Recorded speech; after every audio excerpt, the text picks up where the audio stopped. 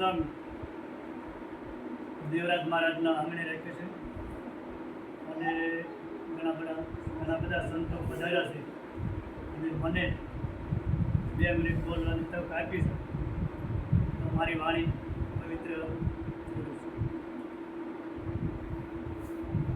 ગુરુ બ્રહ્મા ગુરુ વિષ્ણુ ગુરુદેવો મહેશ્વર ગુરુ સાક્ષાત પરબ્રહ્મ તસ્मै શ્રી ગુરુવે નમઃ.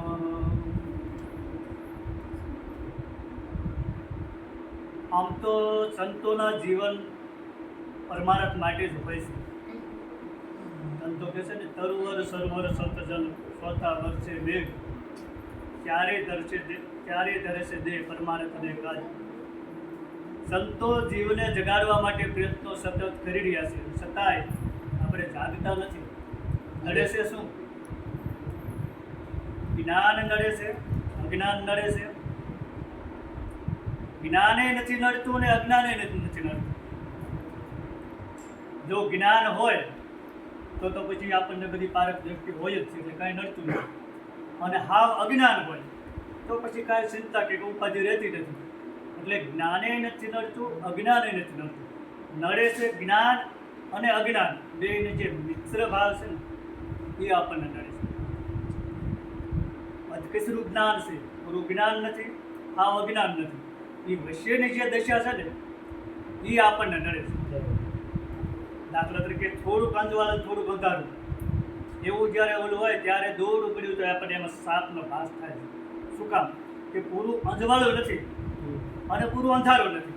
જો પૂર્ણ અંજવાળું હોય તો સ્પષ્ટ દેખાવાનું છે કે આ દોડું જ છે, અને જો પૂરું અંધારું હોય તો વસ્તુ દેખાવાની જ નથી. અહીંયા પછી સાપનો ભાસે નથી થવાનો. એમ આપણા જીવનમાં જ્ઞાન અને અજ્ઞાન આ બેની જે મિશ્રણ છે ને એ આપણને નડે છે. અને આપણને જ નડે છે એવું નથી,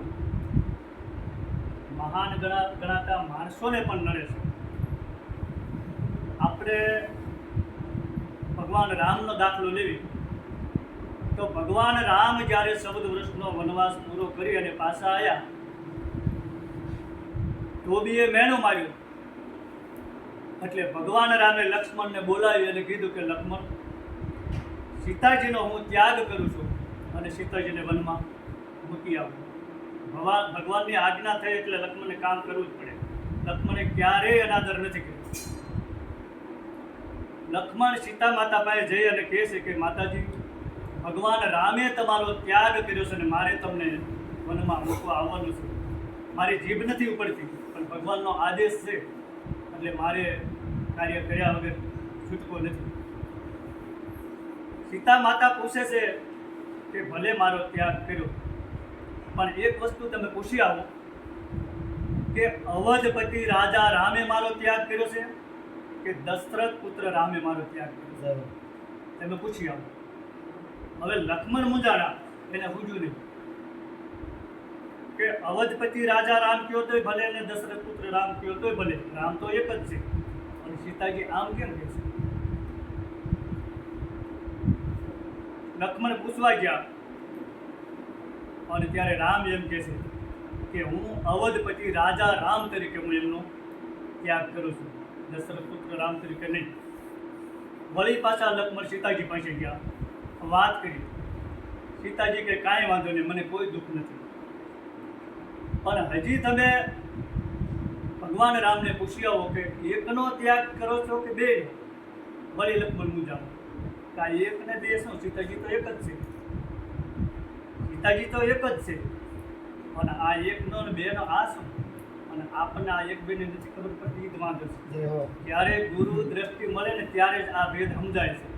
લક્ષ્મણ વળી પાછા ગયા કે પ્રભુ, તમે એકનો ત્યાગ કરો છો કે બેનો? અને ત્યારે ભગવાન રામ કહે છે કે હું એકનો જ ત્યાગ કરું છું, બેનો ત્યાગ નથી કરતો. વળી લક્ષ્મણ ગયા સીતાજી પાસે, આ વાત કરી કે ભગવાન રામ એકનો જ ત્યાગ કરે છે, બેનો ત્યાગ નથી કરતો.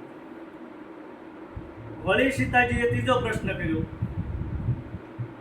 કે હજી એક મારા વતી પ્રશ્ન પૂછ્યો કે યોગ્યનો ત્યાગ કરો છો કે અયોગ્યનો? આ આપણે ધક્કા ક્યારે ખાવા પડે, આપણને ગુંજના નથી પડતી ત્યારે. લક્ષ્મણને આમાં કંઈ ગુંજના જ ન પડી. વળી પાછા ગયા કે ભગવાન રામ તમે યજ્ઞનો ત્યાગ કરો છો કે અયજ્ઞનો? ત્યારે ભગવાન રામે કીધું કે હું એક ન્યાયપ્રિય રાજા છું, હું યજ્ઞનો ક્યારે ત્યાગ ન કરીશ, અયજ્ઞનો ત્યાગ કરું છું. વળી સીતાજી ગયા, સીતાજીભાઈ લક્ષ્મણ ગયા, વાત કરી કે માતાજી રામ અયોગ્યનો ત્યાગ કરે છે, યજ્ઞનો ત્યાગ નથી કરતા.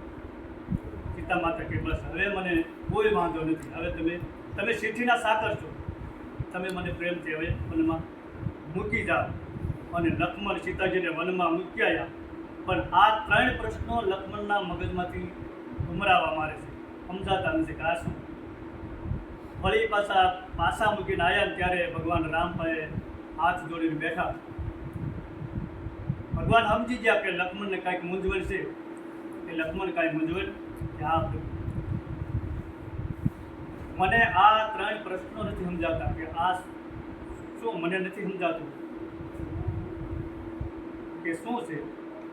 કે સીતા માતાએ જે પ્રશ્ન કર્યો કે અવધપતિ રાજા રામ મારો ત્યાગ કરે છે કે પછી દશરથ પુત્ર રાજા રામ, તો રામ તો એક જ છે.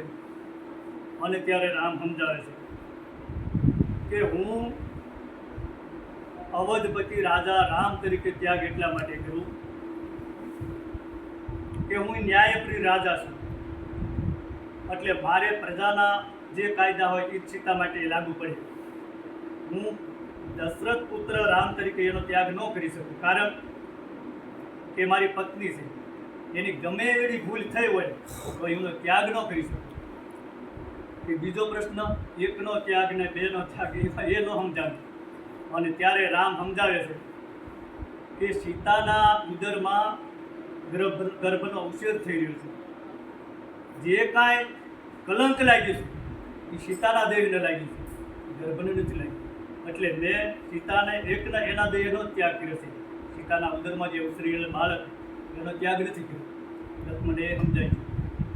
ત્રીજો પ્રશ્ન કે યોગ્ય ને અયોગ્ય, આમાં કાંઈ સમજાણું નહીં, કારણ કે હું ન્યાયપ્રિય રાજા છું અને કાયદો બધાના માટે સરખો હોય. એટલે સીતાના શરીરને કલંક લાગ્યું છે તો મારે એનો ત્યાગ કરવો જોઈએ. એટલે હું અયોગ્યનો ત્યાગ કરું છું, યોગ્યનો ક્યારેય ત્યાગ ન કરી શકું. લક્ષ્મણના 3 પ્રશ્નોનું નિરાકરણ થઈ ગયું અને સમજાય છે. પણ ક્યારે સમજાવ્યું? ભગવાન રામ પાસે જઈ અને ખુલાસો કર્યો ત્યારે. એમ આપણા મનમાં સંશયો સતત લગભગ કાંઈક ને કાંઈક સંશય હોય ને હોય, પણ એ સંશય આપણા ક્યારે ટળે? કે ગુરુ શરણે જાઓ ત્યારે ટળે છે. તમારા મનમાં જે કાંઈ પ્રશ્ન હોય એ તમે વિવેકથી પૂછો તો એનો ઉકેલ મળે છે. એમ સંતો આપણને સતત જગાડતા રહેશે. સંતોના વચનમાં ઊભા રહેવું, એની રહેણીમાં રહેવી કાયમ, તો જ્ઞાન પ્રગટ થાય. આટલી વાત કરી મારી વાણીને વિરામ આપું. સદગુરુ ભગવાન.